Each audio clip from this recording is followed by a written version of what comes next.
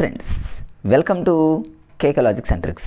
Friends, ఇప్పుడు మనం Telangana TET తెలుగుకి సంబంధించి ఫ్రెండ్స్ ఆల్రెడీ 6th క్లాస్కి సంబంధించి వీడియో చేయడం జరిగింది. ఆ వీడియోలో చాలా లాజికల్గా రచనలు, బిరుదులు, ఇతివృత్తాలు, ప్రక్రియలని ఎలా గుర్తుపెట్టుకోవాలో చాలా నీట్గా వీడియో చేయడం జరిగింది. ఫ్రెండ్స్, చూడని డిఎస్సి మిత్రులు ఎవరైతే ఉన్నారో, మరి టెట్ రాసేటటువంటి మిత్రులు ఎవరైతే ఉన్నారో ఆ వీడియోని చూసే ప్రయత్నం చేయండి. సో ఫ్రెండ్స్, ఇప్పుడు మనం ఈ వీడియోలో 7th క్లాస్కి సంబంధించి అన్ని చాప్టర్లో ఉన్నటువంటి రచనలు, బిరుదులు, ఇతివృత్తాలు, ప్రక్రియలు, ఇంకేమైనా ఇంపార్టెంట్ సంబంధించినటువంటి విశేషాలను ఏమైనా ఉన్నా కూడా చాలా లాజికల్గా లైఫ్ లాంగ్ గుర్తుపెట్టుకునే విధంగా మీకు నేర్పించే ప్రయత్నం చేస్తా. ఫ్రెండ్స్, ఫస్ట్ లెసన్ వచ్చేసి చదువు. ఇక చదువు అనగానే మన అందరికీ తెలుసు కొరవి గోపరాజు. ఫ్రెండ్స్, ఇక్కడ రాజు అనే పదాన్ని మీరు ఒక లాజిక్గా తీసుకున్నట్లయితే జనరల్గా చూడండి ఫ్రెండ్స్, ఆ రోజుల్లో రాజులే కదా ఫ్రెండ్స్ చదువుకునేది. మరి ఆ రోజుల్లో రాజులకి అవకాశం ఉండేది కాబట్టి అట్లా కొరవి గోపరాజు అనగానే మీకు చదువు అనే పదాన్ని గుర్తుపెట్టుకోండి. ఇంకొక పాయింట్ ఏంటంటే ఫ్రెండ్స్, అక్కడ మీకు చూపిస్తా, కంటిన్యూషన్లో చూపిస్తే ఇక్కడ కొరవి గోపరాజు అనగానే రాజులు మరి చదువుకుంటారు కాబట్టి అలా గుర్తుపెట్టుకోండి. లేదా ఇంకో విధంగా కూడా చదువుకోవచ్చు. ఫ్రెండ్స్, ఎవరైతే బాగా చదువుకుంటారో ఆ చదువుకున్న వాళ్ళు రాజులాగా చాలా గొప్ప హీరోలు అవుతారని గుర్తుపెట్టుకోండి. అంటే అట్లా ఒకదానికొకటి లింక్ చేసుకుంటే మనం ఎక్కువ కాలం గుర్తుపెట్టుకోవడానికి అవకాశం ఉంటుంది. ఫ్రెండ్స్, నెక్స్ట్ ఇక్కడ చూద్దాం. ఇక్కడ ప్రక్రియ ఉంది, ఇది చాలా ఇంపార్టెంట్ ఫ్రెండ్స్. కథా కావ్యం జనరల్గా చూడండి ఫ్రెండ్స్, మనం ఎటువంటివి చదువుతామంటే కథల పుస్తకాలే కదా ఫ్రెండ్స్ చదివేది. కథల పుస్తకాలకే ఎక్కువ ఇంట్రెస్ట్ చేస్తాం. చిన్నప్పుడు చైల్డ్హుడ్ స్టేజ్లో పిల్లలు చూడండి ఎక్కువగా ఏ బుక్స్ చదువుతారంటే కథల పుస్తకాలనే చదువుతారు. చదువు అనగానే మీకు కథల పుస్తకాలే చదువుతారని గుర్తుపెట్టుకోండి. మరి కావ్యాన్ని ఎలా గుర్తుపెట్టుకుంటారంటే కావ్యాన్ని అనేటటువంటి ఒక అమ్మాయిగా మీరు ఊహించుకోండి. ఫ్రెండ్స్, కావ్య అనేటటువంటి ఒక అమ్మాయి ఎప్పుడు రెగ్యులర్గా కథల పుస్తకం చదువుతుంది అనేటటువంటి లాజిక్స్తో మీరు గుర్తుపెట్టుకుంటే ఇక నీ ఆటోమేటిక్. ఇప్పుడు చూడండి, ఇక్కడ ఇంకొక ఇంపార్టెంట్ సింహాసన ద్వాత్రింశిక అనే పదాన్ని గుర్తుపెట్టుకోవాలి. ఒక రాజ్యానికి హీరో ఎవరు ఫ్రెండ్స్? రాజు. ఓకే, ఒక రాజ్యానికి రాజు హీరో కాబట్టి మరి అడవికి రాజు ఎవరంటే సింహం. ఎట్లా ఒకదానికొకటి లింక్ చేసుకోండి ఫ్రెండ్స్. మీరు ఎలాగైనా గుర్తుపెట్టుకోవడానికి ప్రయత్నం చేయండి. ఇక్కడ కావ్య అనేటటువంటి అమ్మాయి ఎప్పుడు రెగ్యులర్గా కథల పుస్తకాలనే చదువుతుంది అంటే చదువు అనే పదం వస్తుంది. కావ్య, కథా కావ్యంలో కావ్య అంటే రెండింటిని లింక్ చేసుకుంటే లైఫ్ లాంగ్ మనం మర్చిపోము.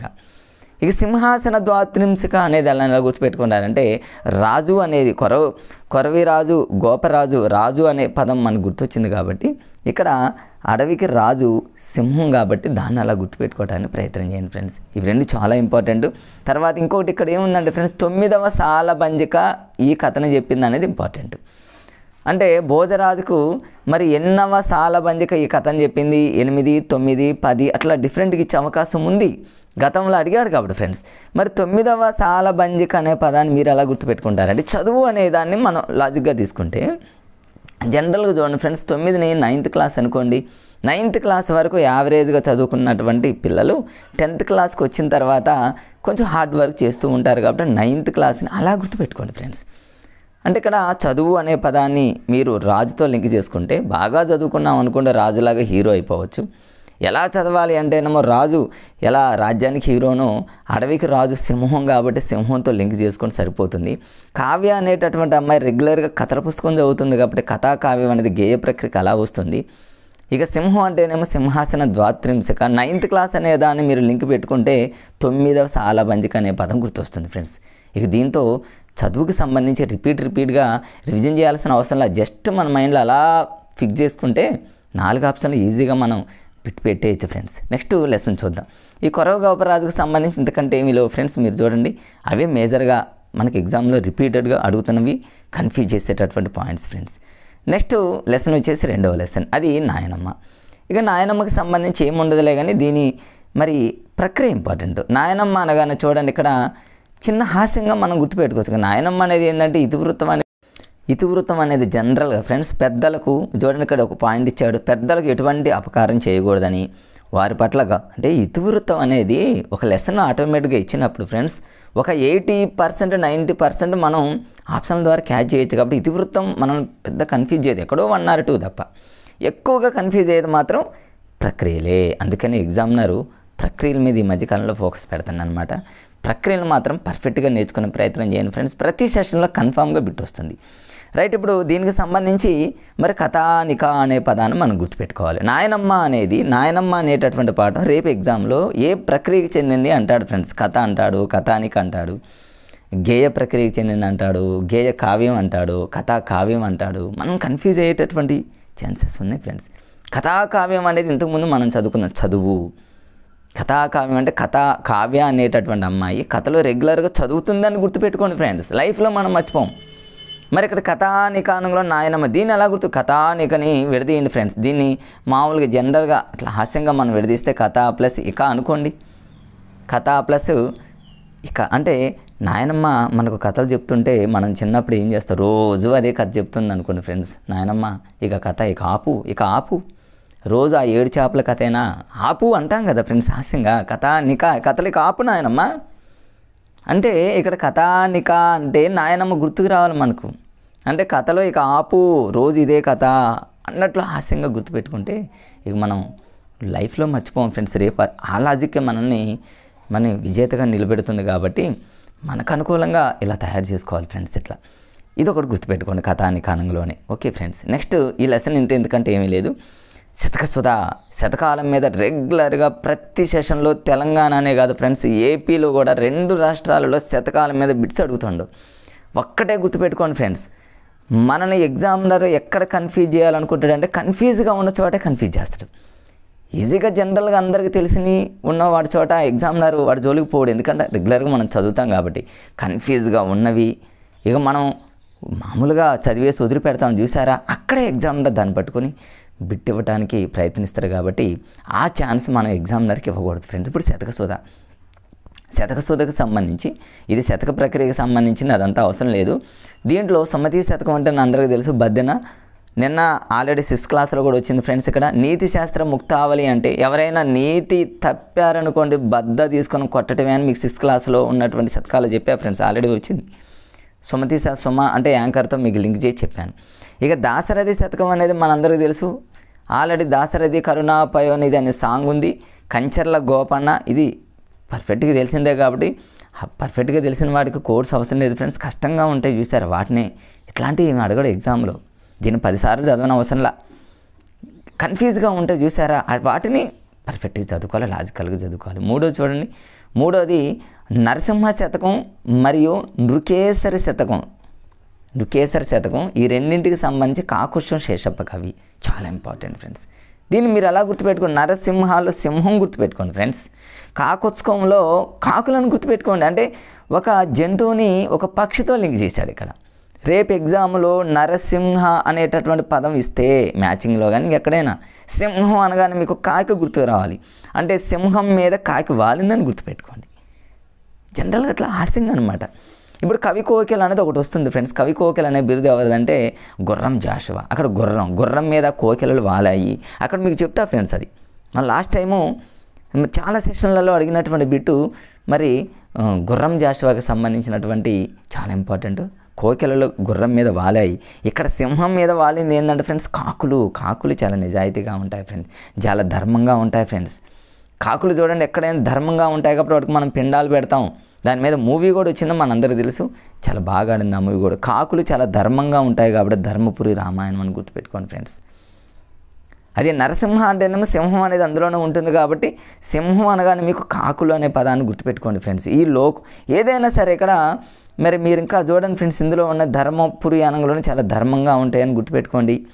ఇక అంతే ఫ్రెండ్స్, ఇందులో అంతకంటే ఇంపార్టెంట్ అనేవి ఏమీ లేవు. ఆ 2 పాయింట్స్ని మాత్రం గుర్తుపెట్టుకోండి. సింహం అనగానే మీరు ఇమ్మీడియట్గా సింహం మీద కాకులు వాలాయి. కాకులు చాలా ధర్మంగా ఉంటాయి కదా, ధర్మపురి రామాయణం అనే పదాన్ని మీరు గుర్తుపెట్టుకుంటే ఇక బిట్టుపోయేటటువంటి ఛాన్సెస్ లేవు ఫ్రెండ్స్. అంతే, ఎంతకంటే ఏమీ లేదు.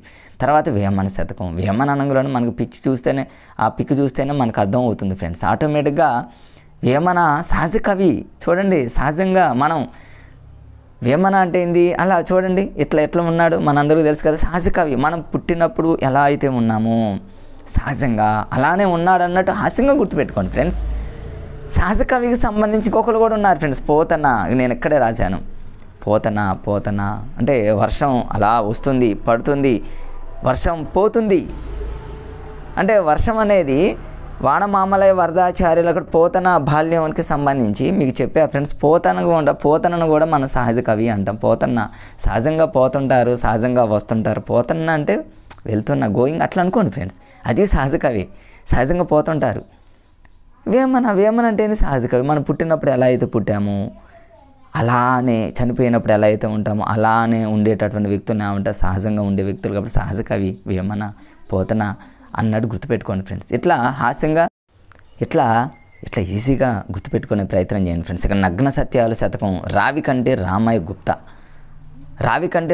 ఇందులోనే ఉంది చూడండి ఫ్రెండ్స్. నగ్న సత్యాలు అనగానే మనం రావి కంటి మన కంటితోనే నగ్న సత్యాలు చూస్తాము.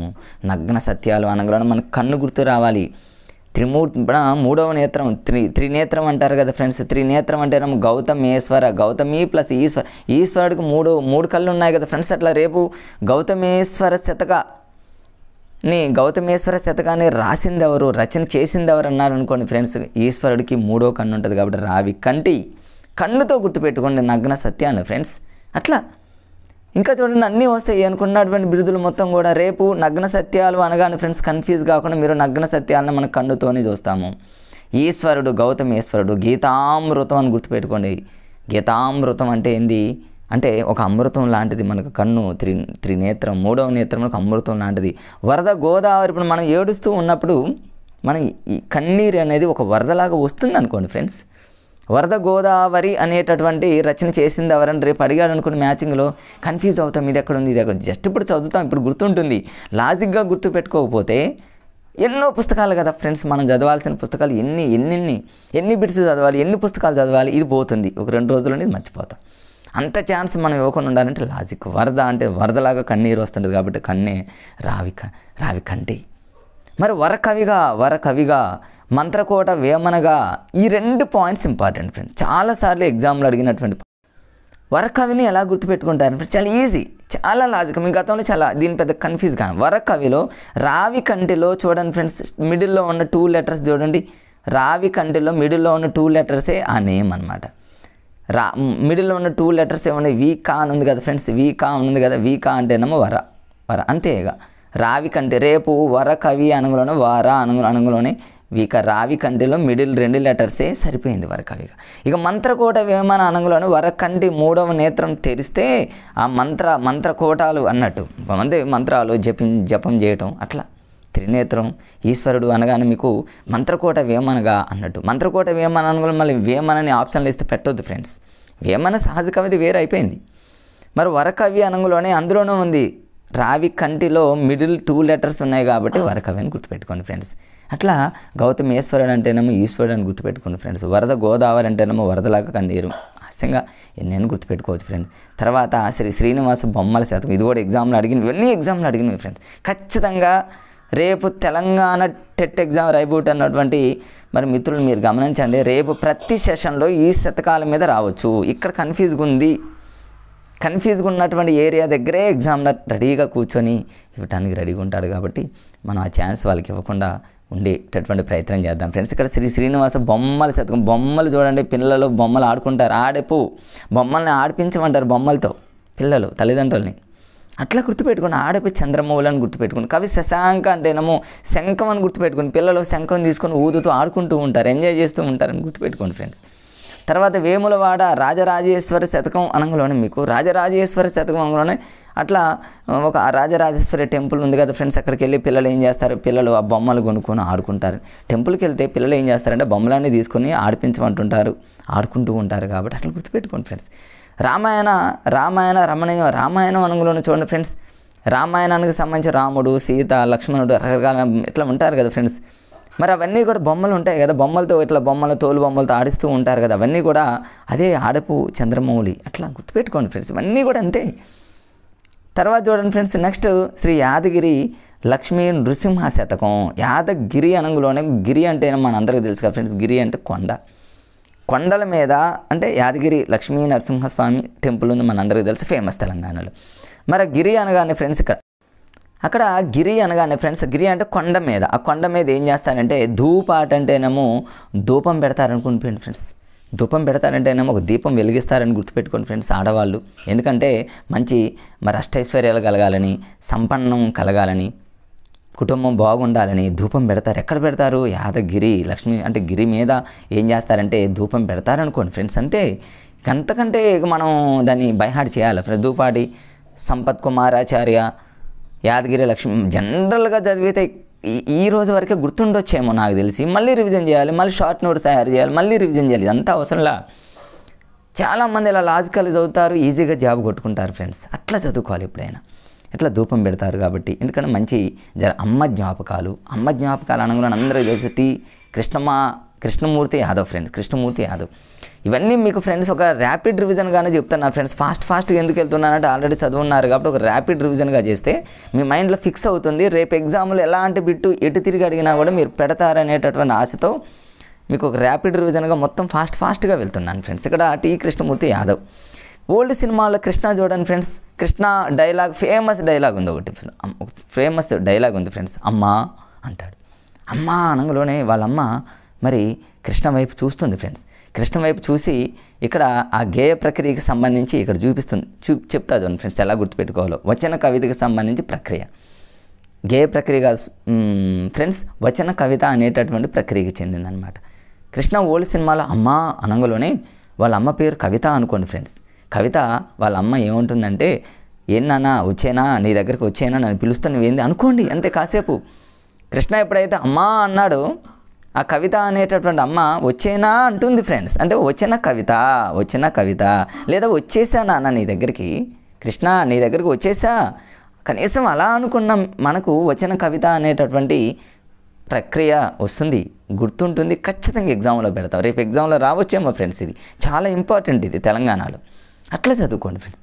ఇక కృష్ణకు సంబంధించి ఇందులో జనరల్గా అది ఒక్కటి గుర్తుపెట్టుకోండి. ఇంకా శబ్నం అనేటటువంటి కవిత. ఇందులో తొలి సంపుటి ఒకటి ఉంది ఫ్రెండ్స్, రెండవ సంపుటి అంటే మొదటి సంపుటి రెండు ఉన్నాయి. రెండుని ఎలా గుర్తుపెట్టుకోవాలో చెప్తాను నేను. మరి హీరో కృష్ణకు సంబంధించిన సినిమాలు మీరు చూడండి ఫ్రెండ్స్. ఎక్కువగా ఓల్డ్ సినిమాల్లో తొక్కుడు బండ, శబ్నం, కృష్ణ డైలాగులు కూడా చూడండి. పెద్ద పెద్ద శబ్దాలు చేస్తూ ఉంటాడు ఫ్రెండ్స్, శబ్దాలు చేస్తూ ఉంటాడు ఓల్డ్ సినిమాల్లో. మీరు చూడండి ఓల్డ్ సినిమాలు. ఈ జనరేషన్ వాళ్ళు ఓల్డ్ సినిమాలు చూడకపోవచ్చు కానీ అనుకోండి, కొంచెం తెలుస్తుంది కాబట్టి. శబ్నం అంటే శబ్దాలు చేస్తూ ఉంటాడు. ఎవరు? కృష్ణే, హీరో కృష్ణనే అనుకోండి. అదే ఆ శబ్నం అనే కవితా సంపుటిలో ఉంది ఫ్రెండ్స్. ఇక్కడ చూద్దాం ఆయనకు సంబంధించి కొన్ని రెండు రచనలు, రెండు ఇంపార్టెంట్. ఒకటి తొలి కవితా సంపుటి, రెండోదేమో రెండవ కవితా సంపుటి. గతంలో చాలాసార్లు రిపీట్ అయింది ఏంటంటే తొలి కవితా సంపుటి అని అందరూ చదివారు. ఇప్పుడు రెండవ కవితా సంపుటిని అడిగే అవకాశం ఉంది. తొలి కవితా సంపుటి ఏంటంటే ఫ్రెండ్స్ తొక్కుడు బండ అనగానే మన హీరో కృష్ణ గుర్తు రావాల్సింది. శబ్నం అనగానే హీరో కృష్ణ గుర్తు రావాల్సింది. ఓకే, ఆ రెండు గుర్తుపెట్టుకుంటాం. కానీ రేపు ఎగ్జామ్లో తొలి కవితా సంపుటి ఏంది, రెండవ కవితా సంపుటి ఏందని ఈ రెండు ఇచ్చినప్పుడు కన్ఫ్యూజ్ అవుతాం. దాన్ని ఎలా గుర్తుపెట్టుకుంటారండి ఫ్రెండ్స్? ఇక్కడ తొలిలో ఓత్వం ఉంది కదా, తాకోత్వం అని ఇచ్చాడు. తొక్కుడు బండలో తాకోత్వం అనే పదం ఇచ్చాడు. ఈ రెండు సేమ్. అంటే తొలి కవితా సంపుటి అనంగులోనే తోనే స్టార్ట్ అవుతుంది, నో డౌట్ ఫ్రెండ్స్. ఇక్కడ తొలి కవిత అనంగులోనే తొక్కుడు బండలో ఫినిష్ అయిపోయింది. రెండవ కవితా సంపుటి, రెండవ అంటేనేమో 2 letters మాత్రమే ఉంటాయి. 2 letters ఉండేది శబ్దం. రేపు రెండవ కవితా సంపుటి అనంగులోని 2 letters అంటే 2 letters ఉంటాయి అంతే ఫ్రెండ్స్. గుర్తుపెట్టుకోండి, శబ్దాలు చేస్తూ ఉంటాడు కృష్ణ. అట్లా గుర్తుపెట్టుకోండి ఫ్రెండ్స్. ఎగ్జామ్లో బిట్టు పోకూడదు అనేటటువంటి మరి ఆలోచనతోనే ఇంతగా మీకు మరి నొక్కి చెప్తున్నా ఫ్రెండ్స్. ఎందుకంటే ఒకసారి నేను చెప్పేటటువంటి పదాలు మీ మైండ్లో ఫిక్స్ అయితే రేపేమో ఇలాంటి బిట్స్ ఒక్క బిట్ అడిగినా సరే ఫ్రెండ్స్ పాయింట్లలోనే లైఫ్లు చేంజ్ అవుతున్నాయి. కాబట్టి పాయింట్లలోనే మొన్న తెలంగాణలో బిట్స్ మిస్ అయ్యి చాలా రోజులు బాధపడినటువంటి మిత్రులు నాకు తెలుసు. కాబట్టి ఆ ఛాన్స్ ఈ తాప ఎగ్జామినర్కి ఇవ్వద్దు. పట్టుదలతో కసిగా చదవండి ఫ్రెండ్స్. తెలంగాణలో మళ్ళీ డిఎస్సి 6000 పోస్టులతో డిఎస్సి ఉంటుందన్నారు. ఆంధ్రప్రదేశ్లో కూడా ఫ్రెండ్స్ మిత్రులు చెప్తున్న డిఎస్సి లేట్ అనేది ఉండదు. అక్కడ కూడా మంచి డిఎస్సి ఉంటుంది. ప్రిపరేషన్ మీరు ఎక్కడ ఆఫ్ చేయొద్దు ఫ్రెండ్స్. ప్రిపరేషన్ అదే విధంగా కంటిన్యూషన్ చేయండి. మన గోల్ ఏంటంటే జాబ్ కొట్టాలి అంతే ఫ్రెండ్స్. అది అప్పుడు అనేది కాదు. బ్రేక్ ఇస్తే మళ్ళీ మనం చాలా బ్యాక్ అయిపోతాం. కాంపిటీషన్ అనేది చాలా ఫాస్ట్గా ఉంది కాబట్టి ఫ్రెండ్స్ ఎవరిని మనం ముందుకు వెళ్ళనివ్వకుండా ఉండాలంటే మన ప్రిపరేషన్ని పర్ఫెక్ట్గా చదువుకోవాలి. అందరికీ జాబ్ రావాలి, వాళ్ళతో పాటే నాకు రావాలనే ఆశతో మంచిగా చదవండి ఫ్రెండ్స్. ఏపీ వాళ్ళైనా తెలంగాణ వాళ్ళైనా మళ్ళీ 2 రాష్ట్రాల డిఎస్సి మిత్రులు ఇద్దరు డిఎస్సి రాయిపోతున్నారు త్వరలో, కాబట్టి మంచిగా చదవండి ఫ్రెండ్స్. మిస్ అవ్వద్దు. టైం అనేది ఎక్కడ వేస్ట్ కాకుండా ఫాలో అవుతూ ఉండండి ఫ్రెండ్స్. ఇది రెండింటిని ఇలా గుర్తుపెట్టుకోండి. నెక్స్ట్ ఇంకొక లెసన్ ఫ్రెండ్స్, పల్లె అందాలు. పల్లె అందాలు అనగానే ఫ్రెండ్స్ ఇక్కడ ఆచి వెంకటాచార్యులు. పల్లెటూళ్ళలో చూడండి ఫ్రెండ్స్, ఎప్పుడైనా సహజంగా చూడండి పల్లెటూళ్ళలో ఏదైనా వివాహానికి కానీ ఏదైనా ఊరికి కానీ వెళ్ళేటప్పుడు ఆచేను తుమ్ముతూ ఉంటారు. ఆచేను తుమ్మగానే ఇక ఆగిపోతారు, అంతే బ్రేక్. ఎందుకంటే అదొక మూఢనమ్మకంగా అయిపోయింది.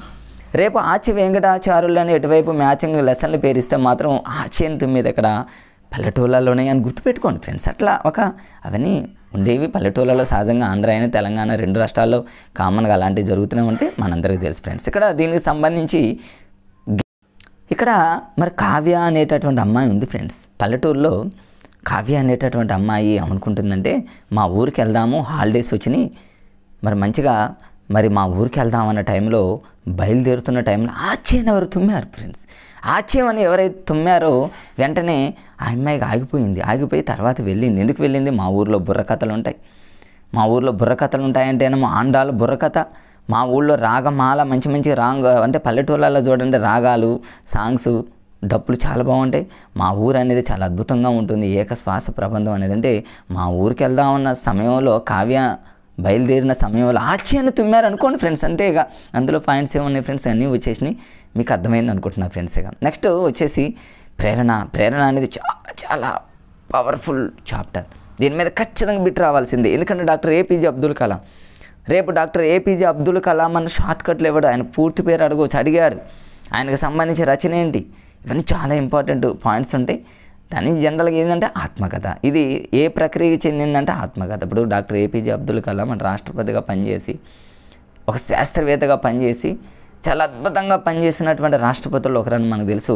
ఆయన ఆత్మ శాంతించాలని మనం ఎప్పుడు కూడా ఏం చేస్తామంటే దేవుని ప్రార్థిస్తూ ఉంటాం. ఎందుకంటే ఆయన ఫేమస్ వ్యక్తి కాబట్టి, ఆయన ఆత్మ శాంతించాలి కాబట్టి, మరి రెస్ట్ ఇన్ పీస్ అంటాం కాబట్టి, అట్లా మీరు ఆత్మకథ అనుకోండి ఫ్రెండ్స్. అంతే. మరి ఈ ఆత్మకథని ఏమంటారంటే మనందరికీ తెలుసు, స్వీయ చరిత్ర అంటారు. అది కూడా ఓకే. అది మరి ఇది ఉత్తమ పురుష కథనంతో ఉంటుంది. మనందరికీ తెలుసు కదా, తానుత్తమ, ఎదుట మధ్యమ, ఎక్కడో ప్రథమ అనేది తెలుగులో మనకు నానుడు ఉంది. తానుత్తమ అంటే తాను గురించి చెప్పేది కాబట్టి ఉత్తమ పురుషులోనే ఉంటుంది ఇది. మరి ఆయన పూర్తి పేరు ఏంటో ఒకసారి చూడండి ఫ్రెండ్స్, డాక్టర్ అవుల్ ఫకీర్ జైనులాబ్దీన్ అబ్దుల్ కలాం. ఇంత పెద్ద పేరు మనం పలకమేమో అని షార్ట్కట్లో పిల్లలకి అలా ఇవ్వడం జరిగింది. పర్ఫెక్ట్గా ఈ పేరు నేర్చుకోండి ఫ్రెండ్స్. ఎందుకేమో రేపు ఆయన ఫేమస్ కాబట్టి ఇవ్వచ్చు. ఇది కూడా రాంగ్ పెట్టేటటువంటి ఛాన్సెస్ ఉంది కదా మనం చదవకపోతే. ఏదైనా అరుణ్ తివారీతో కలిసి ఒక విజేత ఆత్మకథ, ఆత్మ శాంతించాలని గుర్తుపెట్టుకోండి అంతే ఫ్రెండ్స్. ఎందుకంటే ఏమీ లేదు, ఆయన రచన ఒకటి ఉంది, అది అందరికీ తెలుసు. ఆయన రచన ఏంటంటే ఆత్మకథ, ఒక విజేత ఆత్మకథ. దాన్ని ఇంగ్లీష్లో ignited minds, the wings of fire and autobiography అనేటటువంటి రచన చేశాడు. ఈయనకి సంబంధించి ఒక ఇంపార్టెంట్ పాయింట్ ఉంది ఫ్రెండ్స్. ఒక సెషన్లో కన్ఫ్యూజ్ చేశాడు. మీరు మొన్న సెషన్లో చూసినట్లయితే తెలంగాణలో మరి ఆయనకి ఎటువంటి అవార్డ్స్ వచ్చాయంటే ఇక్కడ పద్మశ్రీ రాలేదు ఫ్రెండ్స్. కింద ఇవ్వచ్చు డాక్టర్ అబ్దుల్ కలాం గారికి సంబంధించి క్రింది వన్లో సరైనది అని ఏదైనా ఇవ్వచ్చు. ఒకటి పద్మ విభూషణ్ అని, పద్మభూషణ్ అని, పద్మశ్రీ అని, భారతరత్న అని, ఇవన్నీ ఇవ్వచ్చు. 4 అనొచ్చు, ఏబీసీ అనొచ్చు. ఈ మధ్యకాలంలో చూడండి ఫ్రెండ్స్, గ్రూప్ 3 తెలంగాణలో చూడండి, గ్రూప్ 2 చూడండి, ఏ ఎగ్జామ్ అయినా చూడండి, గ్రూప్ 4 చూడండి, ఏ హెచ్డబ్ల్యూ ఏదైనా చూడండి, ఆంధ్రప్రదేశ్లో కూడా మీరు ఏ ఎగ్జామ్ అయినా చూడండి ఫ్రెండ్స్. ప్రతి ఎగ్జామ్ కూడా డైరెక్ట్ బిట్లు లేవు, అన్నీ కూడా AB, BC, CD, ascending order, descending order, ఇయర్స్ని అసెండింగ్ ఆర్డర్లో పెట్టుకోవాలి. అట్లా ఇట్లా ఎంత కన్ఫ్యూజ్ చేస్తున్నాడు. మనం కన్ఫ్యూజ్ కాకుండా ఉండాలంటే ఇవన్నీ గుర్తుపెట్టుకోవాలి. మన అబ్దుల్ కలాం గారికి పద్మశ్రీ అవార్డు లేదు ఫ్రెండ్స్. పద్మశ్రీ అవార్డు లేదు. ఏమేమి వచ్చాయంటే 2, పద్మవిభూషణ్ వచ్చింది, పద్మభూషణ్ వచ్చింది. పద్మశ్రీ ఇక్కడ లేదు ఫ్రెండ్స్. కానీ భారతరత్న అనేది వచ్చేసింది ఫ్రెండ్స్. భారతరత్న వచ్చింది, పద్మవిభూషణ్ వచ్చింది, పద్మభూషణ్ ఉంది, కానీ పద్మశ్రీ లేదు ఫ్రెండ్స్. అది గుర్తుపెట్టుకోండి చాలు. ఓకే ఫ్రెండ్స్, నెక్స్ట్ లెసన్కి వచ్చేద్దాం. ఎందుకంటే టైం అనేది చాలా వాల్యుబుల్. ఇలాంటి టైంలో మనం అది ఇది చెప్పే ప్రయత్నం నేను చేయను. ఓకే, చూద్దాం ఫ్రెండ్స్. శిల్పి అనగానే గుర్రం జాషువా. ఇప్పుడు చూడండి ఫ్రెండ్స్, జనరల్గా శిల్పి చెక్కేటటువంటి వాళ్ళు రకరకాలైనటువంటి బొమ్మలనే చెక్కుతూ ఉంటారు మనుషుల కంటే కూడా. ఎందుకంటే అది చాలా ఇదిగా ఎక్కువ మంది పిల్లలు జనం కొనుక్కుంటూ ఉంటారు కాబట్టి. ఎటువంటి బొమ్మని శిల్పి చెక్కుతున్నాడంటే గుర్రం అంటే హార్స్ అనమాట. హార్స్ అని గుర్తుపెట్టుకోండి. ఈ గుర్రం జాషువాకి సంబంధించి తెలంగాణ టెట్లో డిఎస్సిలో బిట్ రాకుండా అసలు క్వశ్చన్ పేపర్ మనం ఎక్స్పెక్ట్ చేయగలమా ఫ్రెండ్స్? చెప్పండి. తెలంగాణలో ఎంత ఇంపార్టెంటో గుర్రం జాషువా గారికి సంబంధించి మీరు మొన్న చూశారు కదా సెషన్లలో, ప్రతి సెషన్లో స్టార్టింగ్ నుంచి ఎండింగ్ వరకు ప్రతి సెషన్లో ప్రతి బిట్ వచ్చింది. మాతలకు మాత అడిగాడు, స్వప్న లోకం అడిగాడు, ఎన్ని బిట్లు అడిగాడు ఫ్రెండ్స్. పిరదౌసి అడిగాడు, గబ్బిలం అడిగాడు, అడగని బిట్ అంటూ లేదు ఫ్రెండ్స్. అది ఇదని లేదు. ఆయన జిల్లా, ఆయన ఊరు, ఆయనకు సంబంధించి గుర్రం జాషువా గారికి సంబంధించి ప్రతి పాయింట్ని పర్ఫెక్ట్గా చదువుకోవాల్సిందే, నో డౌట్. అలా చదివితే మీకు ఖచ్చితంగా పెట్టొస్తుంది. ఒకవేళ మీకు 4 ఆన్సర్లు ఇచ్చి మీకు ఏమీ తెలియకపోయినా కూడా 4 పేర్లలో గుర్రం జాషువా అనే పదం వస్తే మాత్రం గుర్రం జాషువా అనే మీరు కంప్యూటర్లో టిక్ చేసిరండి ఫ్రెండ్స్. ఎందుకంటే అంత ఫేమస్ వ్యక్తి గుర్రం జాషువా గారు, ఎందుకంటే అది అడుగుతున్నారు కాబట్టి. ఇప్పుడు చూద్దాం ఈ గుర్రం జాషువాకి సంబంధించి మరి ఏ ప్రక్రియకి చెందింది, ఖండకావ్య ప్రక్రియకి చెందింది. ఎట్లా గుర్తుపెట్టుకోవాలంటే ఇప్పుడు జనరల్గా చూడండి, శిల్పులు చెక్కేటటువంటి వ్యక్తులు చాలా మేధావులు ఏం చేస్తారంటే ఎక్కడ పడితే అక్కడ ఆ గుర్రాల బొమ్మలు కానివ్వండి, ఏమైనా బొమ్మలు చెక్కరు. ఎక్కడంటే ఖండాలకు పోవాలి, ఆఫ్రికా ఖండం, ఆసియా ఖండం. ఎందుకంటే అక్కడ పెద్ద పెద్ద గుట్టలు, బండలు, రాళ్ళు ఉంటాయి కాబట్టి వాటి మీద చెక్కుతూ ఉంటారు అనుకోండి ఫ్రెండ్స్. హాస్యంగా అంతే, నిజం కాదు, హాస్యంగా. అంటే ఖండాల దగ్గరకు పోయి మరి ఆ కావ్య అనేటటువంటి అమ్మాయి బొమ్మని చెక్కుతున్నారు అనుకోండి కాసేపు. ఖండకావ్యము అంటే ఆఫ్రికా ఖండము, ఆసియా ఖండము, ఏదో ఒక ఖండానికి పోయి ఫ్రెండ్స్ శిల్పి చెక్కుతున్నాడు అంటే గుర్రం జాషువా అనంగులోని రేపు శిల్పి అనేటటువంటి పాఠం ఏ ప్రక్రియకి చెందింది అన్నాడు అనుకోండి ఫ్రెండ్స్. రకరకాలుగా అడుగుతాడు, కథానిక, ఖండకావ్యం అంటే మీకు నేను చెప్పింది మీకు గుర్తొస్తుంది. ఏదో ఖండాల దగ్గర పోయి శిల్పి చెక్కుతూ ఉంటాడు కాబట్టి ఖండ. ఎవరిని చెక్కుతున్నాడు? కావ్య అనేటటువంటి అమ్మాయి. ఎక్కువగా కావ్య అనే అమ్మాయిని మనం తీసుకున్నాం ఫ్రెండ్స్. అట్లా గుర్తుపెట్టుకుని ఖండకావ్యం అనేటటువంటి మొదటి భాగంలో అనేది అది మనకు ఓకే. ఇక ఈయనకు సంబంధించి ప్రతి పాయింట్ ఇంపార్టెంట్ కాబట్టి ప్రతిదీ మీకు హైలైట్ చేశా ఫ్రెండ్స్. ఫస్ట్ పాయింట్ ఎగ్జామ్లో అడిగింది, మాతలకు మాత సకల సంపత్సమేత అంటూ భరతమాత గొప్పతనాన్ని చాటినటువంటి కవి గుర్రం జాషువా. ఇంపార్టెంట్. దీన్ని ఎట్లా గుర్తుపెట్టుకుంటారు? గుర్రం జనరల్గా మరి గుర్రానికి జనరల్గా మనం ఏం చేస్తాం ఫ్రెండ్స్, దానికి ఆకలి వేసినప్పుడు దానికి కొంచెం మేత వేస్తాం అనుకోండి. దానికి కొంచెం మేత ఇవ్వాలి కదా ఫ్రెండ్స్, తను బ్రతకాలంటే. మాతలకు మాత అనంగులోని మీకు గుర్రం అనంగులోని గుర్రానికి మేత ఇవ్వాలని గుర్తుపెట్టుకోండి ఫ్రెండ్స్.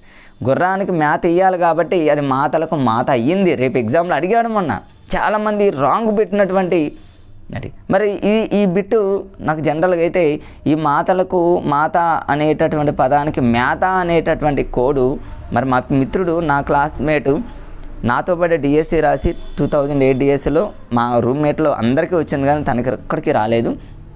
తన టాలెంటెడ్, బాగా కష్టపడ్డాడు. ఆయన మిస్టేక్ చేసినటువంటి పదం మరొకసారి ఫ్రెండ్స్ మీతో నేను షేర్ చేసుకుంటున్నా. తనకి మా రూమ్మేట్స్లో 5గురిలో 4గురికి వచ్చింది కానీ తనకి ఎందుకు రాలేదు? మాకంటే బాగానే చదివాడు, మాకంటే హార్డ్ వర్క్ చేశాడు, కానీ ఎందుకు రాలేదంటే రేపు ఎగ్జామ్ ఉందనంగా తను ఏం చేస్తాడంటే నైట్ 2 o'clock 3 o'clock చదువుతూనే ఉన్నాడు. అంతే, నిద్ర అనేది లేదు, చదువుతూనే ఉన్నాడు. కళ్ళు ఇంతంతలా అయిపోయినాయి, ఎర్రగా అయిపోయింది, బ్రెయిన్ అంతా స్తబ్దంగా తయారైంది. ఎందుకు చదువుతూ ఉన్నాడు. మేమైతే మంచి ఫ్రెష్గా 6-6:30కి మంచి ఫుల్గా పెరిగేసుకుని తిని హ్యాపీగా నిద్రపోయాను. అంతేగా ఇక నిద్ర అనేది ఆటోమేటిక్గా వచ్చినా రాకపోయినా ఫుల్గా నిద్రపోయాను. చాలా ప్రశాంతంగా. అంటే ఎగ్జామ్కి ముందు 2-3 రోజుల నుంచి మేము నిద్రలో ఉంటే మా క్లాస్మేట్ తను ఏం చేశాడంటే ఆ ఎగ్జామ్కి ముందు 3 రోజులు 3 గంటల పాటు, నైట్ 2 గంటల పాటు చదివి ఎగ్జామ్ రూమ్లోకి వెళ్ళి ఫ్రెండ్స్ ఏమయ్యాడంటే కళ్ళు తిరిగి కింద పడిపోయాడు. ఇది నిజం. కళ్ళు తిరిగి కింద పడిపోతే అక్కడ ఉన్నటువంటి సిబ్బంది అంతా వచ్చి ఆడ ఎగ్జామ్ జరుగుతుంది, బబుల్స్ దిద్దటమే ఫ్రెండ్స్. అప్పుడు తనకి వాళ్ళు అక్కడ ఉన్నటువంటి నర్స్ ఎవరైతే ఉంటారో ఆయన ట్రీట్మెంట్ చేసి ఇవన్నీ చేసేసరికి ఒక 20 నిమిషాలు 15-20 నిమిషాలు అయిపోయింది. మళ్ళీ టెన్షన్ మొదలైపోయింది. ఇంకెక్కడ అయిపోయింది జీవితం. తన మనసులో అనుకున్నాడు. అంతా నాతో షేర్ చేసుకున్నాడు కాబట్టి మీకు చెప్తున్నా. తను ఎప్పుడు చెప్తా ఉంటాడు, జీవితంలో ఈ మిస్టేక్ చేయకూడదు. ఎగ్జామ్కి ముందు 3 రోజులు విపరీతంగా నిద్రపోవాల్సిందే ఫ్రెండ్స్. అది వచ్చినా రాకపోయినా బ్రెయిన్కి రెస్ట్ ఇవ్వాలి, అదే మిమ్మల్ని కాపాడుతుంది. మళ్ళీ చెప్తున్నా ఫ్రెండ్స్, ఇంతవరకు చదవండి, ఇన్ని రోజుల పాటు చదవండి, ఆ 3 రోజుల్లోనే మనకి ఎట్లా వస్తుంది ఫ్రెండ్స్. అలా ఫ్రెండ్స్. సో ఇక్కడ మాతలకు మాత అనంగులోనే గుర్రానికి మేత వేయాలి కాబట్టి గుర్రం జాషువా అని గుర్తుపెట్టుకోండి. ఈ గుర్రాలు కూడా చూడండి ఫ్రెండ్స్, గుంటూరు జిల్లా అని గుర్తుపెట్టుకోండి. వినుకొండ గ్రామం కూడా గుర్తుపెట్టుకోవాలి. మరి గుర్రం జాషువా గుర్రాలను సహజంగా ఏం చేస్తారంటే గుంటలలోనే కట్టేస్తారు. ఎందుకంటే పైన కట్టేసామనుకుని తెంపుకొని ఉరికేసిద్ది. అది గుంట ఉన్నటువంటి ప్రదేశాలు, అంటే లోపల గుంటగా ఉన్న ప్రదేశాల్లో గుర్రాన్ని కట్టేసామనుకోండి ఫ్రెండ్స్. ఇది హాస్యంగా అనుకోండి. ఒక గుంట ఉంది, ఆ గుంటలో గుర్రాన్ని కట్టేసాం. అంటే గుంటూరు జిల్లా. వినుకొండ అంటే అది వింటుందా వినదా అనేది ఎవరికి తెలియదు. విను అని గుర్రానికి చెప్పిన అది వింటదా విందో అంటే అట్లా గుర్తుపెట్టుకోవాలి ఫ్రెండ్స్. అంటే గుంటూరు జిల్లా అంటేనేమో గుంటలో దాన్ని కట్టేయాలి, వినుకొండ అని దానికి చెప్పినా కూడా అది వింటదో విందో ఎవరికి తెలియదు. తర్వాత ఆయనకు సంబంధించినటువంటి రచన చూడండి, ఇక్కడ గబ్బెలం, తర్వాత ఫిరదౌసి, ముంతాజ్ మహల్ ఇవన్నీ నోటెడే. అయినా ఒక గబ్బెలం అనగానే ఇంతకుముందు మీకు చెప్పాగా ఫ్రెండ్స్, గుర్రం మీద కోకిలలు వాళ్తాయని చెప్పాను నేను. కవి కోకిల అనే బిరుదు ఇక్కడ ఉంది చూడండి ఫ్రెండ్స్. కవి కోకిల అనే బిరుదు ఎవరిదని గుర్రం చేస్తాం అంటే గుర్రం మీద కోకిలలు వాళ్తాయి అంటే ఇట్లా. మరి గుర్రం మీద ఇంకేమి వాళ్తాయంటే గబ్బిలాలు కూడా వాళ్తాయి ఫ్రెండ్స్, గబ్బిలాలు కూడా గుర్రం మీద వాళ్తాయి. ఫిరదౌసి అంటేనేమో మీరు హాస్యంగా ఎలాగైనా గుర్తుపెట్టుకోండి. లేదా గుర్రం ఎంత ఫాస్ట్గా పోతుందంటే ఫిరంగులో ఉన్నటువంటి బుల్లెట్ ఎంత వేగంగా అయితే ఫాస్ట్గా వెళ్తుందో గుర్రం కూడా అంత ఫాస్ట్గా వెళ్తుంది అన్నట్టు గుర్తుపెట్టుకోండి. అయినా తెలుసు ఓకే. ఖండ కావ్యాలంటే ఇంతకుముందే చెప్పాను నేను, ఖండాలలోకి పోయి గుర్రం చేసో గుర్రం బొమ్మ మీద చెక్కాలి అన్నట్టు గుర్తుపెట్టుకోండి సరిపోతుంది. తర్వాత ఇంకా కవి కోకిల, కవి కోకిల అంతకుముందు కవి కోకిలలు కూడా గుర్రం మీద వాళ్తాయని గుర్తుపెట్టుకోండి ఫ్రెండ్స్. కవితా విశారదని ఎట్లా గుర్తుపెట్టుకుంటారంటే శారద అనేటటువంటి అమ్మాయి ఈ గుర్రం మీద స్వారీ చేసుకుంటూ ప్రయాణం చేస్తుందని గుర్తుపెట్టుకోండి. కళాప్రపూర్ణ అంటేనే గుర్రం బొమ్మను గీయటం అనేది మామూలు విషయం కాదు, అదొక ఆర్ట్, అదొక కళ అని గుర్తుపెట్టుకోండి ఫ్రెండ్స్. పద్మభూషణ్ ఇక్కడ ఇది ఇంపార్టెంట్. గుర్రం జాషువాకి సంబంధించి పద్మవిభూషణ్ లేదు, పద్మశ్రీ లేదు, పద్మభూషణ్ అనేటటువంటి ఒక మరి బిరుదు ఉంది ఫ్రెండ్స్. పద్మభూషణ్ అనేటటువంటి బిరుదు గుర్రం జాషువా గారికి వచ్చింది, పద్మవిభూషణ్ కాదు. ఎట్లా గుర్తుపెట్టుకుంటారండి ఇది? భూషణ్ని పోషణ్ అని గుర్తుపెట్టుకోండి. గుర్రాన్ని మనం ఏం చేయాలి? డైలీ దాన్ని పోషించాలి, తను పోషణ చేయాలి, తనని పోషించాలి. గుర్రాన్ని మనం పోషిస్తేనే అది మనకి సేవ చేస్తుందని గుర్తుపెట్టుకోండి ఫ్రెండ్స్. పద్మభూషణ్ అనేది మనకి లైట్గానైనా గుర్తొచ్చే ఛాన్సెస్ ఉంటాయి ఫ్రెండ్స్. తర్వాత ఇంకా ఏంటంటే నవయుగ కవి చక్రవర్తి. నవయుగ కవి చక్రవర్తి అంటే అది నవయవ్వనంగా ఉంటుందని గుర్తుపెట్టుకోండి. లేదా ఓల్డ్ సినిమా ఉంటుంది నవయుగ కవి చక్రవర్తి అనేటటువంటి ఓల్డ్ సినిమాలు అన్నీ గుర్రాలతోనే ఉంటాయి సీన్లు, హీరో గుర్రం, విలన్స్ గుర్రం అట్లా. లేదా నవయవ్వనంగా ఉంటుంది గుర్రం అని గుర్తుపెట్టుకోండి.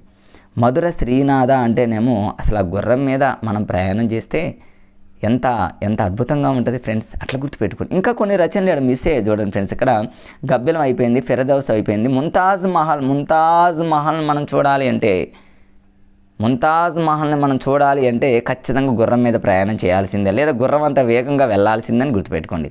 గుర్రం మీద ఇంకెవరెవరు స్వారీ చేసి వెళ్ళారంటే హాస్యంగా గుర్తుపెట్టుకోవడానికి లాజిక్స్ ఫ్రెండ్స్. ఎవరెవరు వెళ్ళారంటే నేతాజీ సుభాష్ చంద్రబోస్. నేతాజీ చూడండి గుర్రం మీదనే ప్రయాణం చేసేవాడు. బాపూజీ గుర్రం మీదనే ప్రయాణం చేయడం జరిగింది. క్రీస్తు చరిత్ర తెలుసుకోవాలంటే గుర్రం మీద ఆకాశంలోకి గుర్రం మీద వెళ్ళి క్రీస్తు చరిత్ర అంటే ఏందో తెలుసుకొని రావాలి. నాకు గుర్రం అంటుంది, నా కథ ఏంటో మీకు తెలుసా అంటుంది అనుకోండి.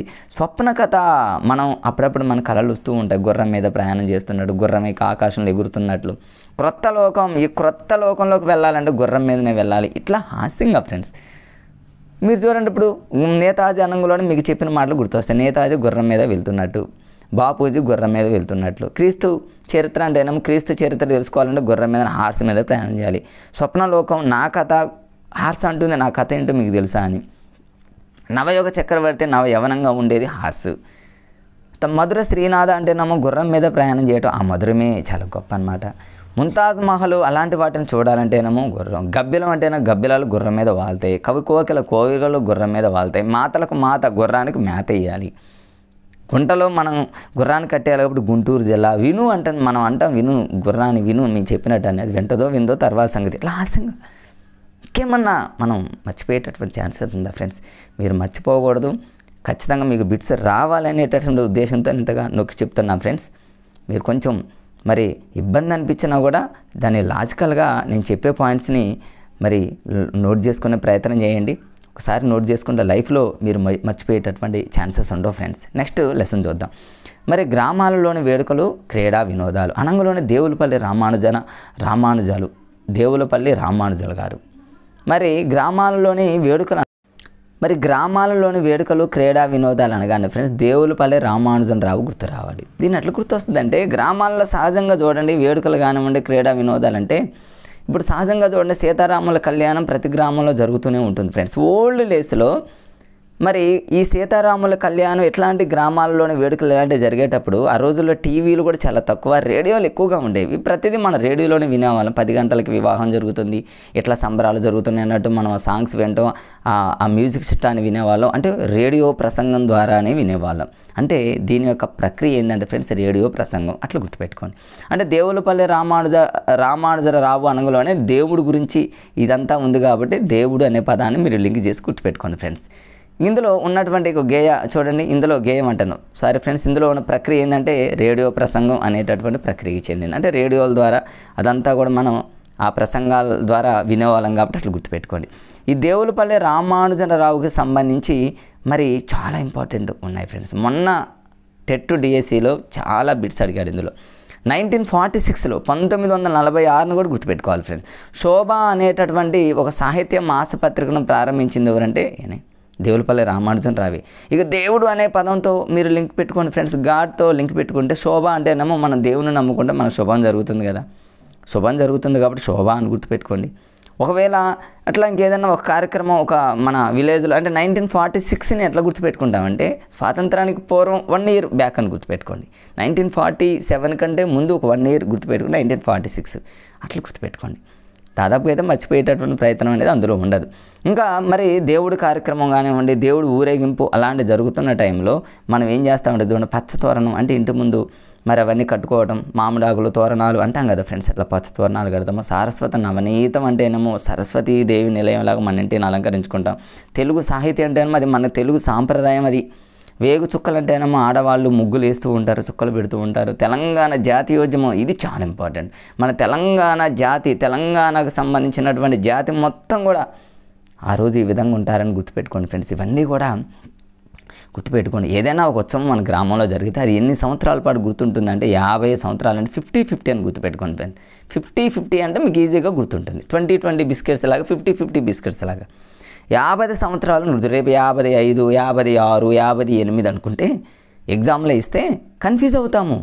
ఇప్పుడు మనం ఏదో తెలుగులో 50 సంవత్సరాల జ్ఞాపకాలను క్లియర్గా ఇచ్చాడు ఇలా అనుకుంటే మర్చిపోం మనం. 50-50 అంటే కనీసం ఒక 50% అని మనకు గుర్తుంటుంది అనేటటువంటి లాజిక్తో మీరు గుర్తుపెట్టుకోవడే ప్రయత్నం చేయండి ఫ్రెండ్స్. ఇంకా ఇందులో ఇది మెయిన్ ఫ్రెండ్స్. మిగతా అన్ని జనరల్గా ఉంటే ఇక అంతకంటే ఏం లేదు. శోభ అంటే మన శుభం జరుగుతుంది, పచ్చతోరణం అని గుర్తుపెట్టుకుని తెలంగాణ మొత్తం ఇది చాలా ఇంపార్టెంట్. వేగు చుక్కలు అది కామను. తెలుగు సాహిత్యం ఇది చాలా ఇంపార్టెంట్. సారస్వతి అని సరస్వతి దేవి నిలయం లాగా. ఇంకా ఆంధ్రప్రదేశ్ సాహిత్య అకాడమీ అంటే అది మామూలుగా జనరల్గా చదువుకుంటారు కాబట్టి సరిపోయింది. ఇది గ్రామాలలోని వేడుకలు. ఏ కులం అని మనం ఎవరినైనా అడిగితే మన మనసు అనేది గాయం అవుతుంది కదా ఫ్రెండ్స్. కులం పేరు మాట్లాడితే మన మనసు గాయం అవుతుంది కాబట్టి ఈ పాఠం యొక్క ప్రక్రియ ఏంటంటే గేయం అని గుర్తుపెట్టుకోండి. గాయం అవుతుంది కాబట్టి, గాయం అంటే ఇంతకుముందే మీకు చెప్పా ఫ్రెండ్స్, అది గేయ ప్రక్రియకి చెందింది రైట్. ఇక్కడ చెరబండ రాజు అంటేనేమో ఒక రాజు ఎవరినైనా ఏ కులం అన్నాడు అనుకోండి, ఇప్పుడు రాజునే మనం ఏ కులం అనుకోండి, చెరబండ రాజు అంటే మీరు దీన్ని హాస్యంగా ఎలా గుర్తుపెట్టుకుంటారు ఫ్రెండ్స్? చెరపబడినటువంటి రాజు అంటే ఏ కులాన్ని గురించి మనం మాట్లాడినప్పుడు చెరపబడినటువంటి రాజుగా మీరు హాస్యంగా తీసుకోండి ఫ్రెండ్స్. ఎస్, ఈ లెసన్ నాకు చాలా ఇష్టమైనటువంటి లెసన్ ఫ్రెండ్స్. 7th క్లాస్లో చాలా అద్భుతంగా ఉంటుంది. కంప్లీట్గా చదవనటువంటి మిత్రులు ఎవరైతే ఉన్నారో ఈ పాఠాన్ని ఒకసారి చదవండి. Wonderful story friends. ఎస్, అయితే అనమాట ఈ చెరబండ రాజు అనే పదాన్ని మీరు గుర్తుపెట్టుకోండి. దీనికి సంబంధించి కొన్ని ఇంపార్టెంట్ పాయింట్స్ ఉన్నాయి.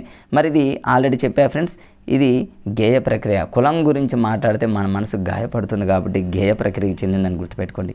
మరి కులం గురించి మాట్లాడే హక్కు ఎవరికి లేదు, అది నా జన్మ హక్కు అనేటటువంటి కవితా సంపుటి నుంచి తీసుకోబడిందని గుర్తుపెట్టుకోండి. మరి చెరబండ రాజుకి అసలు పేరు ఉంది ఫ్రెండ్స్. ఇది చాలాసార్లు అడిగాడు బద్దం భాస్కర్ రెడ్డి. దీన్ని ఎట్లా గుర్తుపెట్టుకుంటారంటే చెరబండలో బండ అనే పదం ఉందిగా ఫ్రెండ్స్. బండ బద్దలైపోయిందని గుర్తుపెట్టుకోండి. బద్దలైపోయిందంటే ఏమో బద్దం భాస్కర్ రెడ్డి అని గుర్తుపెట్టుకోండి. బండ బద్దలైపోయింది కాబట్టి దిగంబర కవి అని గుర్తుపెట్టు. దిగంబర కవి అంటే బండలు బద్దలైపోతే దిగంబర కవి అన్నట్టు గుర్తుపెట్టుకోవాలి. అంతేగా హాస్యంగా మీరు హాస్యంగా గుర్తుపెట్టుకోవడానికి ట్రై చేయండి ఫ్రెండ్స్. దిగంబర కవి ఎవరు అడుగుతాడు ఫ్రెండ్స్ రేపు. చెరబండ రాజు, చెరపబడినటువంటి రాజు దిగంబర కవి. బండ బద్దలైంది కాబట్టి బద్దం భాస్కర్ రెడ్డి అని గుర్తుపెట్టుకోండి ఫ్రెండ్స్. మరి రాజు చూడండి గమ్యం, ఏ గమ్యానికి చెరపబడినటువంటి రాజు, కులం పేరుతో దూషింపబడినటువంటి రాజు ఎటు వెళ్ళాలి, గమ్యం ఏంటి అనేది తెలియదు కాబట్టి గమ్యం అనేటటువంటి రచన చేశాడు. మరి రాజుని ముట్టడించారు. అంటే మరి కులం పేరుతో దూషించినటువంటి రాజుని ముట్టడించారు. ముట్టడి అనంగులోనే గుర్తుపెట్టుకోవాలి. మరి రాజు దగ్గర ఎప్పుడు చూడండి భటుల దగ్గర కత్తులు ఉంటాయి కాబట్టి కత్తిపాట, రేపు కత్తిపాట అనంగులోనే చెరపబడినటువంటి రాజుకి చివరి కోపం వచ్చినా సరే చివరికి కత్తి తీస్తాడు కాబట్టి కత్తిపాట అని గుర్తుపెట్టుకోండి. ఇక విప్లవ రచయితల సంఘం వ్యవస్థాపక సభ్యుడు మాత్రం అధ్యక్షుడు కాదు. ఇంతే ఫ్రెండ్స్, ఇందులో ఉన్న వివేక ఇట్లా హాస్యంగా కొన్ని గుర్తుపెట్టుకుంటే లైఫ్లో మనం మర్చిపోయాముగా. ఏ కులం అనంగులోనే మనసు గాయం అవుతుంది కాబట్టి గేయం అయిపోయింది ఫ్రెండ్స్. దిగంబర కవి అంటేనేమో బండ బద్దలైంది, మరి కులం పేరుతో దూషింపబడ్డాడు కాబట్టి దిగంబర కవి, అట్లా కూడా నోట్ అయిపోయింది. కత్తిపాట, రాజు దగ్గర భటుల దగ్గర కత్తులు ఉంటాయి, అట్లా కూడా మనకు తెలిసిపోయింది అనమాట. ఇట్లా గమ్యం, ఏ గమ్యం చేరాలి, ఎటు వెళ్ళాలనేది మరి కులం పేరుతో దూషింపబడినటువంటి రాజు కాబట్టి అట్లా ఫ్రెండ్స్, అట్లా మీరు హాస్యంగా గుర్తుపెట్టుకోవడానికి ప్రయత్నం చేయండి ఫ్రెండ్స్. ఓకే ఫ్రెండ్స్, నెక్స్ట్ ఇంకొక లెసన్లోకి వెళ్దాము. టైం అనేది మనం ఎక్కడ నేను వేస్ట్గా అనివ్వట్లేదు, కంటిన్యూషన్గా వెళ్తాను. సీత ఇష్టాల గురించి పెద్దగా ఏముండదు ఫ్రెండ్స్, దాని గురించి పెద్దగా ఏముండదు. స్త్రీలు పొంగిన జీవగడ్డ మాత్రం చాలా చాలా ఇంపార్టెంట్. చాలా సెషన్లలో చాలాసార్లు రిపీట్ అయినటువంటి చాప్టర్. ఈ స్త్రీలు పొంగిన జీవగడ్డ అనగానే ఫర్ ఎగ్జాంపుల్ ఫ్రెండ్స్, చెరువుల్లో నీరు బాగా నిండింది అనుకోండి, అక్కడ పంటలు అద్భుతంగా పండుతాయి, రైతులు చాలా చక్కగా హ్యాపీగా ఉంటారు. అంటే ఒక చెరువు కావచ్చు, ఒక కాలువ కావచ్చు, ఇంకేదైనా స్త్రీలు పొంగిన జీవగడ్డ అంటే అలా ఊహించుకోండి ఫ్రెండ్స్. రైతులకు సంబంధించి వాటర్ బాగా వచ్చింది అనుకోండి, అంటే అక్కడ రాయప్రోలు సుబ్బారావు అంటేనేమో రాయ అంటేనేమో రాళ్ళు అని గుర్తుపెట్టుకోండి ఫ్రెండ్స్. లేదా మా ఊర్లో సుబ్బారావు అనేటటువంటి వ్యక్తి ఉన్నాడు ఫ్రెండ్స్, రియల్. నేనైతే అలానే లింక్ చేసుకున్నానండి డిఎస్సి ప్రిపరేషన్ టైంలో. మా ఊళ్ళో సుబ్బారావు అనేటటువంటి వ్యక్తి ఒక ఆయన ఉన్నాడు. మరి ఆయనకి స్త్రీలు పొంగడానికి తనకు పొలం ఉందన్నమాట, చాలా ల్యాండ్ ఉంది. ఆ ల్యాండ్కి పక్కన పెద్ద చెరువు ఉంది రియల్గా. ఆ చెరువులో నీళ్ళు ఎక్కువగా వచ్చాయనుకోండి, ఆ సుబ్బారావు అనేటటువంటి వ్యక్తి ఎంత హ్యాపీనో. మరి తనకి ఇంకా నేను ఎలా గుర్తుపెట్టుకున్నానంటే, రాయప్రోలు సుబ్బారావు, మా ఊర్లో ఉన్నటువంటి సుబ్బారావుకి అందరూ ఆడపిల్లలే ఫ్రెండ్స్, అబ్బాయిలు ఎవరూ లేరు, అందరూ ఆడపిల్లలే ఉన్నారు. ఆడపిల్లల పేర్లు ఏంటో మీకు చెప్తే, సుబ్బారావుకి సంబంధించినటువంటి ఆడపిల్లల పేర్లు మీకు చెప్తే మీకు ఇంకా గుర్తుంటుంది మొత్తం. ఇది చూడండి, ఇక్కడ గేయ ప్రక్రియ, ఇది చూడండి గేయం. ఇప్పుడు చూడండి, ఇప్పుడు స్త్రీలు పొంగిన జీవగడ్డ అంటే ఒక చెరువు కావచ్చు, కాలువ కావచ్చు, ఏదైనా కావచ్చు ఫ్రెండ్స్. అక్కడ ఎవరైనా పిల్లలు వెళ్ళి ఈత కొట్టడానికో, బాగా నిండినటువంటి ఆ చెరువు దగ్గర కానీ అక్కడ ఈత కొట్టడానికి ఏదైనా పోయినప్పుడు ఏమవుతుంది, గాయాలకు లోనవుతారు కదా ఫ్రెండ్స్ పిల్లలు. కాబట్టి గాయం అనే పదంతో లింక్ చేసుకుంటే గేయం అని గుర్తుపెట్టుకోండి అంతే. ప్రతిదాన్ని అట్లా రాయప్రోలు సుబ్బారావుకి సంబంధించి కొన్ని ఇంపార్టెంట్ పాయింట్స్ అవి చూద్దాం ఫ్రెండ్స్. మరి ఈ సుబ్బారావు, మా గ్రామం, మీ ఊళ్ళో ఎవరన్నా సుబ్బారావు ఉన్నా కూడా లింక్ చేసుకోండి ఫ్రెండ్స్. సుబ్బారావుతో హాస్యంగా లింక్ చేసుకుంటే గుర్తుంటాయి. చాలామంది నా మిత్రులు కూడా ఇలానే గుర్తుపెట్టుకున్నారు. మరి సుబ్బారావు అనేటటువంటి వ్యక్తి పొలం ఉంది, మంచి డబ్బులు బాగున్నాయి కాబట్టి చేతులకి ఏం చేశాడంటే తృణ కంకణాలు అంటేనేమో కంకణాలు పెట్టుకున్నాడు, ఫుల్గా గోల్డ్ కంకణాలు పెట్టుకున్నాడని గుర్తుంది. తృణ కంకణం అంటేనే మా గ్రామంలో ఉన్న సుబ్బారావు కంకణం. తనకు అందరూ ఆడపిల్లలే పుట్టారు. ఎవరు, స్నేహ అనేటటువంటి అమ్మాయి ఉంది, స్వప్న అనేటటువంటి అమ్మాయి ఉంది, కమల అనేటటువంటి అమ్మాయి ఉంది, తర్వాత వచ్చేసి రమ్య అనేటటువంటి అమ్మాయి ఉంది, మాధురి అనేటటువంటి అమ్మాయిలు. వీళ్ళందరూ చూడండి ఫ్రెండ్స్, అంటే ఆడపిల్లల పేర్లు ఎక్కడైతే వస్తుందో నో డౌట్ అది సుబ్బారావే, రాయప్రోలు సుబ్బారావు అంతే. మాధురి దర్శనం అనంగులోనే ఆడపిల్ల అంటే సుబ్బారావు. మా గ్రామంలో వనమాల, అది నేను చెప్తాను దాన్ని ఎలా గుర్తుపెట్టుకోవాలి. తృణ కంకణం అంటేనేమో కంకణం ఎప్పుడు ధరించుకుంటూ తిరుగుతూ ఉంటాడు. స్నేహ అనే అమ్మాయి ఉంది, స్వప్న అనే అమ్మాయి ఉంది, కమల అనే అమ్మాయి ఉంది, తర్వాత ఇంకా చూడండి ఫ్రెండ్స్ ఇక్కడ రమ్య అనే అమ్మాయి ఉంది, మాధురి అనే అమ్మాయి ఉంది. మరి అమ్మాయిల అందరికీ జడకుచ్చులు కావాలి కాబట్టి ఈ జడకుచ్చుల కోసం, మాలల కోసం ఆంధ్రప్రదేశ్ మొత్తం అంటేనేమో ఆంధ్రావళి మొత్తం తిరిగి ఈ జడకుచ్చులను, ఈ మాలలను తీసుకొచ్చేవాడు అనమాట ప్రతిరోజు అని గుర్తుపెట్టుకుని హాస్యంగా. రేపు జడకుచ్చులు అనంగలోనే ఆడపిల్లలకి తీసుకొచ్చినటువంటి తండ్రి సుబ్బారావు. మాల దండలు తీసుకొచ్చినటువంటి వ్యక్తి సుబ్బారావు. ఎక్కడెక్కడ తిరిగారంటే ఆంధ్రప్రదేశ్ మొత్తం కాబట్టి ఆంధ్రావళి అనేటటువంటి రచన అనంగంలో కూడా రేపు సుబ్బారావే. రమ్య అనేటువంటి పేరు వచ్చిన, మాధురి అనే అమ్మాయి పేరు వచ్చిన, స్నేహ అనే అమ్మాయి పేరు వచ్చిన, స్వప్న అనే అమ్మాయి పేరు వచ్చిన, తృణ కంకణం అనే పేరు వచ్చిన సుబ్బారావే ఫ్రెండ్స్. అంతే, అట్లా గుర్తుపెట్టుకోండి. నెక్స్ట్ ఇంకా వేరే లెసన్లోకి వెళ్దాం ఫ్రెండ్స్. ఇట్లా రాణి శంకరమ్మ అనంగంలోనే దీనికి సంబంధించి ప్రక్రియ ఇంపార్టెంట్ ఫ్రెండ్స్, చాలా ఇంపార్టెంట్ తెలంగాణలో. రాణి శంకరమ్మకి సంబంధించి ప్రక్రియ ఏంటంటే గేయ కథ. వాడు గేయ ప్రక్రియకి చెందింది అంటాడు, గేయ కావ్య అంటాడు, గేయ కథ అంటాడు. చూడండి అన్నీ గేయ. మరి ఎట్లా గుర్తుపెట్టుకోవాలంటే రాణి శంకరమ్మ జనరల్గా చూడండి తెలంగాణలో రాణి రుద్రమదేవి కానివ్వండి, ఇంకేమన్నా ఆడవాళ్ళ సాహసాలు చేసేటప్పుడు దెబ్బలు తగులుతూనే ఉంటాయి, గాయాలు పాలవుతూ ఉంటారు. కాబట్టి గాయం అంటేనేమో గేయం అని గుర్తుపెట్టుకోండి. రాణి శంకరమ్మ కథలు మనం ఎన్ని వింటున్నాం ఫ్రెండ్స్. రాణి రుద్రమదేవి కథలు ఎన్ని వింటున్నాం తెలంగాణలో. తెలంగాణకి సంబంధించి వేరే నారీమణులు ఎంతోమంది ఉన్నారు, వాళ్ళ కథల గురించి రెగ్యులర్గా మనం వింటూనే ఉంటున్నాం. కాబట్టి కథలు అంటే రాణి శంకరమ్మ అంటేనే యుద్ధం చేసేటప్పుడు గాయాలు పాలవుతుంది కాబట్టి గేయం అని గుర్తుపెట్టుకోవాలి. కథలుగా మనకు తెలుస్తున్నాయి కాబట్టి కథ అని గుర్తుపెట్టుకుంటే ఇక గేయ కథ వస్తుంది, గేయ కావ్యం కాదు. అట్లా అనమాట. అట్లా గుర్తుపెట్టుకుంటే మనం మర్చిపోయేటటువంటి ఛాన్సెస్ ఉండవు ఫ్రెండ్స్. ఇది రాణి శంకరమ్మ. తర్వాత ఓకే ఫ్రెండ్స్, ఇది నెక్స్ట్ త్యాగనిరతి అనేది 8th క్లాస్కి సంబంధించినటువంటి లెసన్. ఇది ఫ్రెండ్స్ ఇప్పటి వరకు 7th క్లాస్లో ఉన్నటువంటి అన్ని లెసన్లని ఇప్పుడు మీరు చూడండి, వింటూ ఉన్నారు. ఇంతేనా అనిపించింది మీకు? అంటే ఇంతేనా 7th క్లాస్?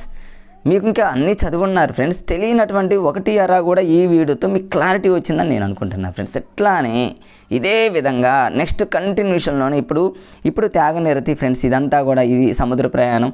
ఇవన్నీ నేను పీడిఎఫ్లు చేసి రెడీగా ఉంచే బండారి బసవన్న ప్రతిదాన్ని కూడా మొత్తం లాజిక్గా మీకు చెప్పడానికి 10th క్లాస్ వరకు, అదేవిధంగా 3rd, 4th, 5th తెలుగు అంటే టోటల్గా 3rd క్లాస్ నుంచి 10th క్లాస్ వరకు 1 అవర్ చొప్పున అన్నింటినీ ఈ 3 డేస్లోనే మీకు కంటిన్యూషన్గా మీకు అప్లోడ్ చేస్తా ఫ్రెండ్స్. ఇక నెక్స్ట్ 7th క్లాస్ అయిపోయింది. నెక్స్ట్ లెసన్ వచ్చేసి 8th క్లాస్లో ఫస్ట్ లెసన్ ఫ్రెండ్స్ త్యాగనిరతి నన్నయ్య. ఇది నెక్స్ట్ వీడియోలో, ఎందుకంటే మరి వీడియో పెద్దగా అయినా కూడా బోర్ అనిపిస్తుంది. మీరు ఎందుకంటే టైం టేబుల్ వేసుకొని ఉంటారు. మీ టైం టేబుల్లో ఈ తెలుగుకి కొంత టైం కేటాయిస్తారు. ఆ టైంలోనే దీన్ని చదివేటటువంటి మిత్రులు చాలామంది ఉన్నారు. కాబట్టి నా వీడియోని మీరు చూడటానికి ప్రయత్నం చేయండి ఫ్రెండ్స్. ఖచ్చితంగా మీకు 100% యూజ్ అవుతుందనేటటువంటి ఉద్దేశంతో మీకు వీడియో చేస్తున్నా. యూజ్ కాకుండా టైం వేస్ట్ చేయాలనేటటువంటి ఆలోచన నాకు రాదు. ఎందుకంటే నేను అవన్నీ ఫేస్ చేస్తున్నా ఫ్రెండ్స్. నేను ఫేస్ చేస్తున్నా. నాకు జాబ్ రాకముందు నేనెంత మరి ఇవన్నీ ఫేస్ చేస్తున్నాను నాకు తెలుసు. కాబట్టి ఎక్కడ మీకు టైం వేస్ట్ కానివ్వను. నా వీడియోని చూస్తున్నటువంటి మిత్రులు ఎవరైతే ఉన్నారో నిజంగా నా వీడియో కనుక నచ్చితే ఫ్రెండ్స్ ఒక లైక్ చేయండి.